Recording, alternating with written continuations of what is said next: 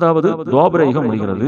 துவாபரயுகம் முடியக்கூடிய அந்த தருவாயிலே பஞ்சபாண்டவர்கள் எல்லாம் தன்னுடைய பார பலன்களை எல்லாம் நாராயணனிடம் கொடுத்துவிட்டு அவர்களும் வைகுண்டத்தை நோக்கி அவர்கள் அங்கே பயணமாகிறார்கள். அப்போது இந்த பூமியை ஆள்வதற்கு அபிமன்யுனுடைய மகனான பரிசுத்து அங்கே பட்டம் சூட்டப்படுகிறது. அதாவது பஞ்சபாண்டவருடைய பேரன். அந்த பரிசுத்து அந்த நாட்டை நல்ல ஒரு அறமாகவும் வளமாகவும் அவன் ஆட்சி செய்து கொண்டு வருகின்றான். அப்படி அவனுடைய அந்த வாழ்நாள் நெருங்கக்கூடிய அந்த காலத்திலே அவனுடைய கர்ம வினையினால அவன் ஒரு தவறு இழைக்கின்றான்.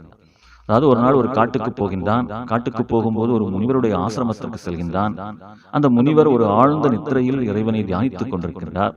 அப்போ ஒரு முனிவர் தியானம் பண்ணி கொண்டிருக்கும் போது நாம் இடையூறு செய்யக்கூடாது என்கிற அந்த ஒரு நிலைப்பாட்டை மறந்தான். தான் மன்னன் என்கிற அகந்தையா.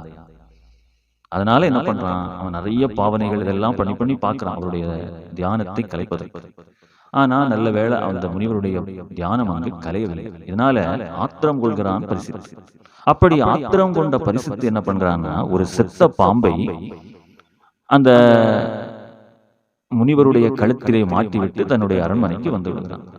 அரண்மனைக்கு வந்தவனோ, நாம் பண்ணுவது மிகப்பெரிய தவறு அல்லவா, இது ஒரு மிகப்பெரிய ஒரு குற்றம் அல்லவா என்பதை அரண்மனைக்கு சென்றதும் அவன் உணர்ந்து கொள்கிறான்.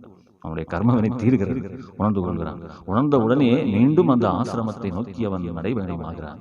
இந்த நேரத்திலே அந்த ஆழ்ந்த தியானத்திலிருந்து முடித்துக் கொண்ட அந்த முனிவரோ இதை பார்த்த கணத்தில் இதை போட்டவன் 7 நாளில் ஒரு பாம்பு கடித்து இறப்பான் என்று அவர் ஒரு சாபத்தை போடுகின்றார்.